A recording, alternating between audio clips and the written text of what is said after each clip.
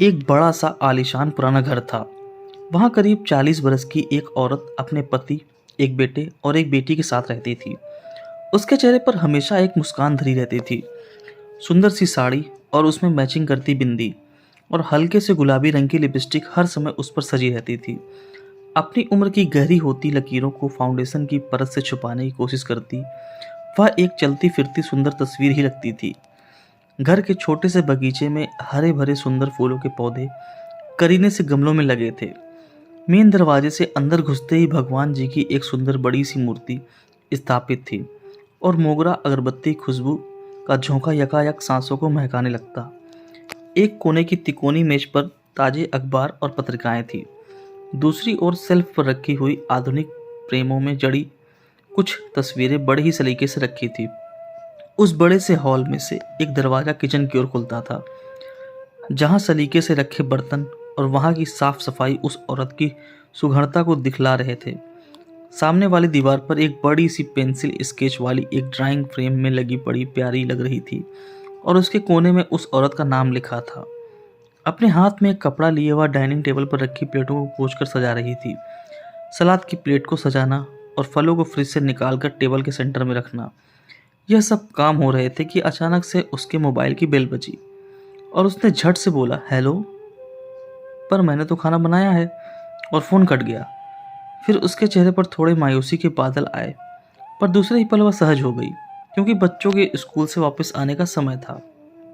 इसी दिनचर्या में से समय निकालकर वह औरत बाहर भी जाती, बच्चों की किताबें लेने, साहब की पसंद की सब्जियां लेने, घर को घर बनाए रखने का सामान लेने। स्कूल से लौटते समय अपने बच्चों को दोनों बाहों में भर लेती और बच्चों के साथ पति का इंतजार करने लगती।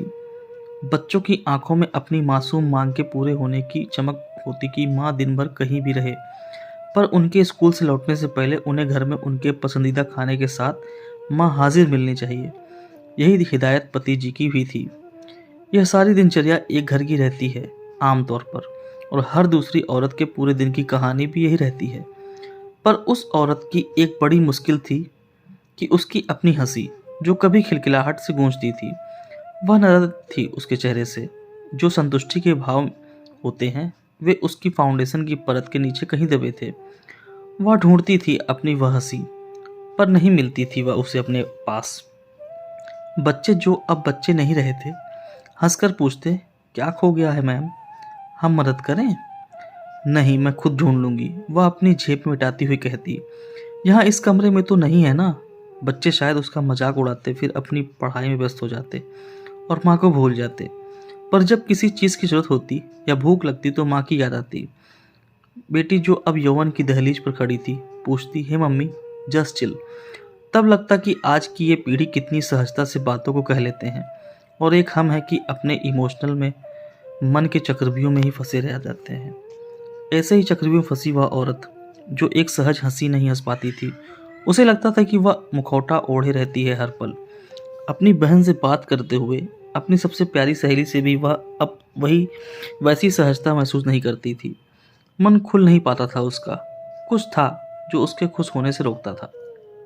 शाम हुई और बच्चे घर से बाहर खेलने निकले तो वह चुपचाप अपने कमरे में गई, साड़ी उतारी और अपने ब्लाउज की दाहिनी बाजू को जरा से खिसकाया और सामने की टेबल पर रखी बेटनोवेट की स्किन क्रीम को दाहिने कंधे पर दिख रहे गहरे लाल रंग के बड़े से निशान पर मला और वापस ब्लाउज को ठीक से पहनकर दोबारा साड़ी ओढ़ ली। फिर से थोड़ा फाउंडेशन लगाया और पलकों के कोनों पर जो नमी आ गई थी उसे पोंछा और आंखों को अच्छा दिखाने के लिए काजल का एक स्ट्रोक लगा लिया। फिर से वही गुलाबी रंग की लिपस्टिक लगाई और अपने होठों पर एक मुस्कान को भी सजा लिया। तो क्या यह एक घाव था जो उसे हंसने से, खिलखिलाने से रोकता था? शादी के 18 सालों में जाने कितने ऐसे घावों को वह छुपा छुपा कर रखती रही है, चुपके से मलहम लगाकर एक झूठी मुस्कान सजाकर सहज होने की कामयाब कोशिश करती रही है। शरीर के घाव तो वह बेटनोवेट लगाकर भर लेती थी, पर उसकी आत्मा पर जो जख्म थे उसके लिए कोई दवा नहीं थी। वह रिश्ते थे, दर्द भी करते थे, पर दिखते नहीं थे किसी को भी। रात को जब बच्चों का खाना निपट गया तो पतिदेव की कार का हॉर्न सुनते ही वह लपक कर दरवाजा खोलने गई। आज कुछ ज्यादा काम था? थोड़ा हिचकिचाहट के साथ पूछा। कोई जवाब नहीं। पत्नी का दिन कैसे बीता, बच्चों की पढ़ाई की कोई चिंता नहीं। एक सुघड़ पत्नी के होने का यही आराम रहता है जीवन भर पतिदेव जी को। खैर, फिर से रात का वह पल आया जब पतिदेव का हाथ उस औरत के शरीर पर चलना शुरू हो गया। उस घाव पर भी गया तो एक आह के साथ उस औरत ने मुंह मोड़ लिया। वह घाव अभी 2 दिन पहले का ही तो था। थोड़ी देर में वह फिर वही खींचातानी। वह औरत अपनी दबी सी आवाज में सिसक रही थी, पर पतिदेव को इस बात से कोई फर्क नहीं पड़ता। यह खींचातानी ज्यादा देर तक नहीं चल पाई, क्योंकि बिल्कुल साथ वाला कमरा बच चुका था। वह रात का एक और नया घाव छोड़ गई थी। उसकी आत्मा पर और शरीर के घाव को और गहरा गई थी। सुबह अलार्म बजा। रसोई में से आवाज आने लगी, बच्चों चलो उठो, स्कूल के लिए देरी हो जाएगी। आप भी उठिए, चाय बन गई है। वह औरत एक सुंदर सी साड़ी पहने धुले लंबे बालों को समेटती चाय का कप लेकर बेडरूम की तरफ चली गई। दोस्तों, उम्मीद करता हूँ यह कहानी आपको पसंद आई होगी। अगर पसंद है वीडियो को लाइक करें, शेयर करें और चैनल पर नए हो तो चैनल सब्सक्राइब करना ना भूलें। धन्यवाद।